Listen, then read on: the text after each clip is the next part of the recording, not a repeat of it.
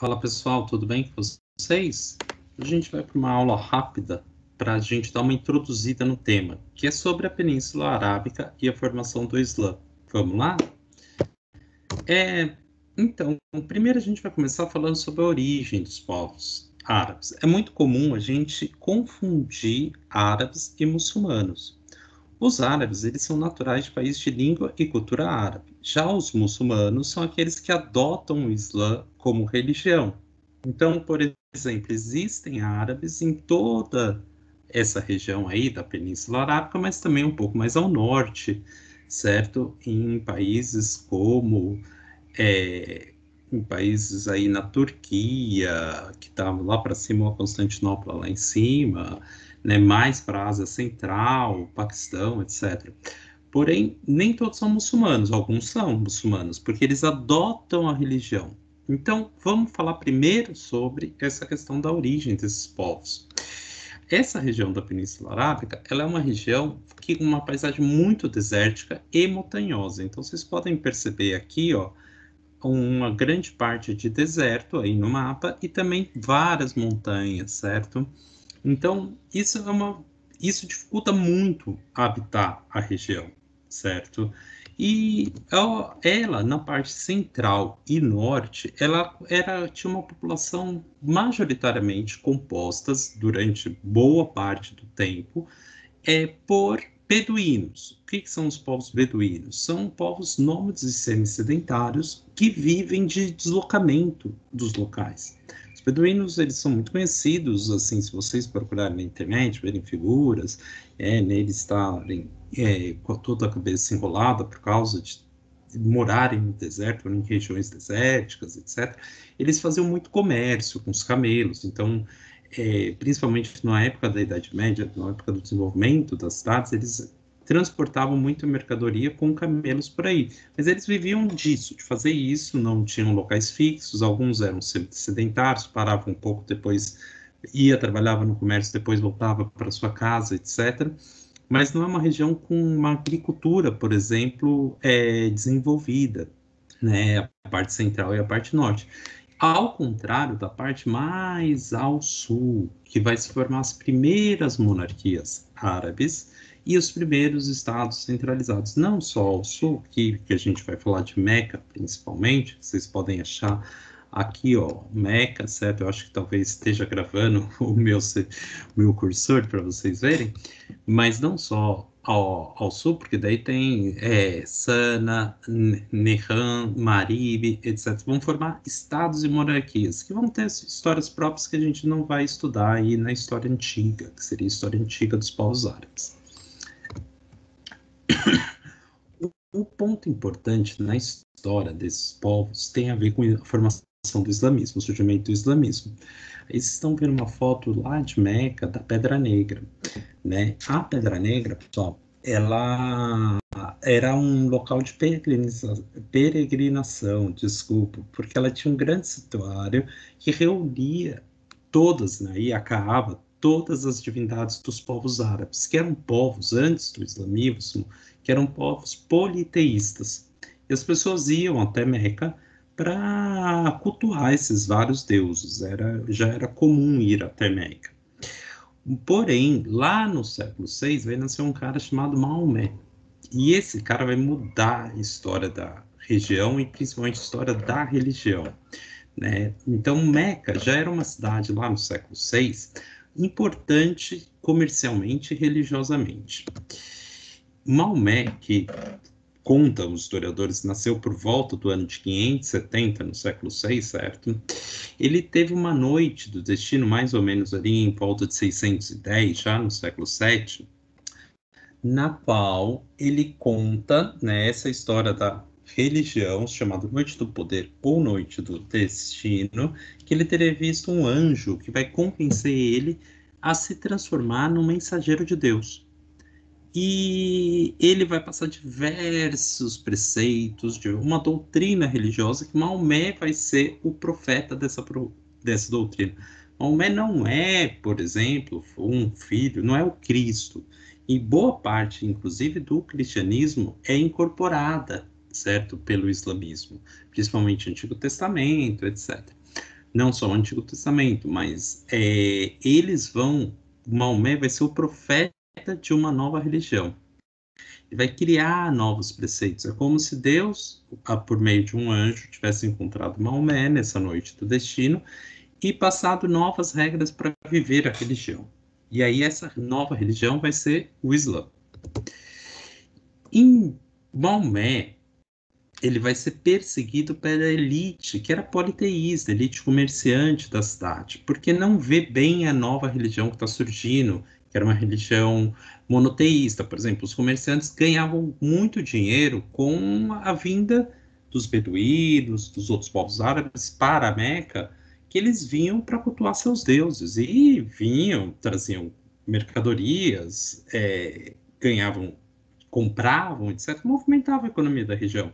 E Maomé, ao pregar uma religião com um Deus só, e que essa religião deveria ser aceita por todos, certo? Ela convencia, ele era um profeta, ele ia atrás, tentava, né, levar sua mensagem para os outros, a mensagem de Alá, e que Alá é a forma como eles chamam Deus, certo? E isso gerou conflitos com a elite de Meca. Esses conflitos fizeram com que Maomé partisse num exílio, que é conhecido como Égira. Essa Égira, Maomé vai partir para Yatrib, que é um oásis, mas que hoje é a cidade de Medina, né? Então, se vocês procurarem Medina, vocês vão achar.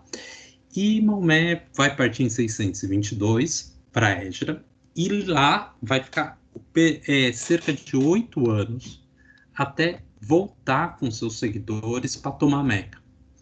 Maomé vai em Égira, ele começou a ser muito visitado e o islamismo começou a ganhar muita força.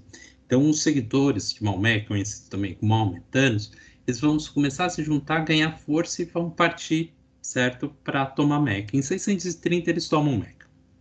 Eles tomam Meca e começam não a juntar um novo governo com a nova religião, né? Então, fundia o Estado e a religião. Porém, 2 anos depois, quando finalmente Meca foi tomada, Maomé morre. E aqui vai ter toda uma divisão entre seus seguidores que eu vou explorar na segunda aula para vocês. Quais são as características dessa nova religião?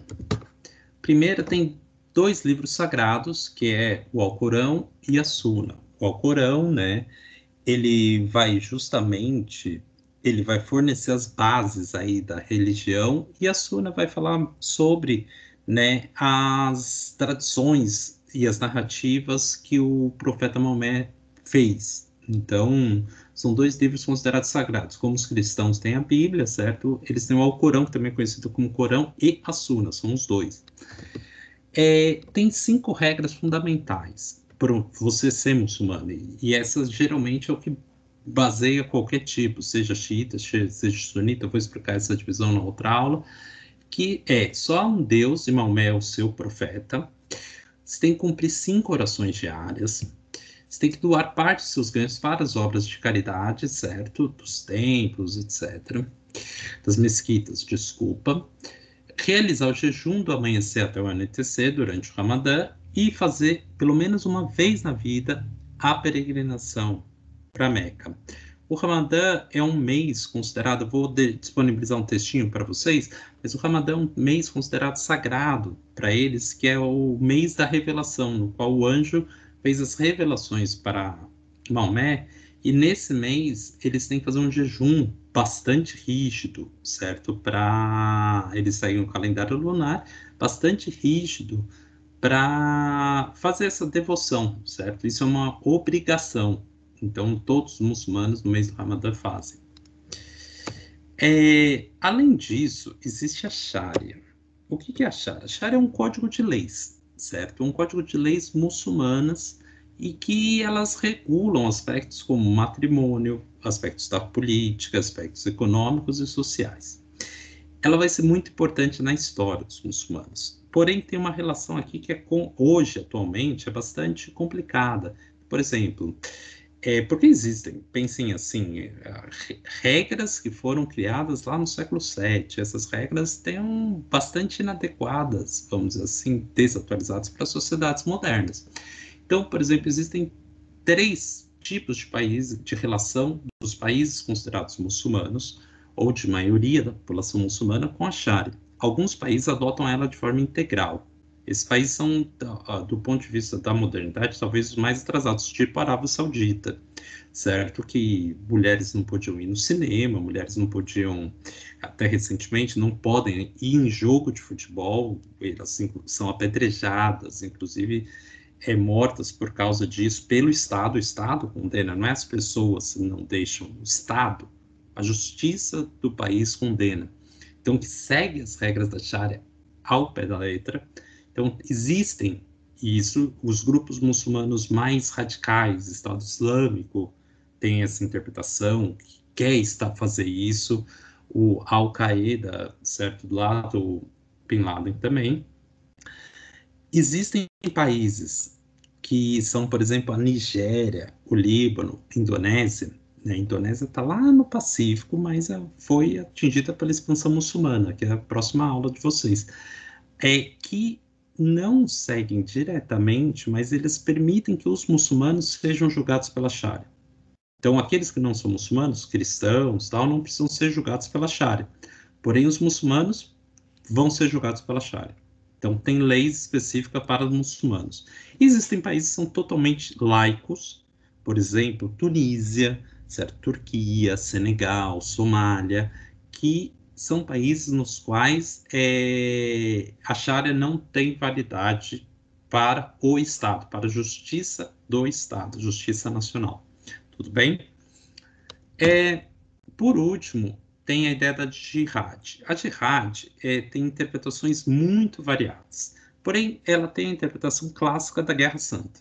Então, alguns grupos considerados terroristas, como o Estado Islâmico, a Al-Qaeda, aplica a jihad, certo?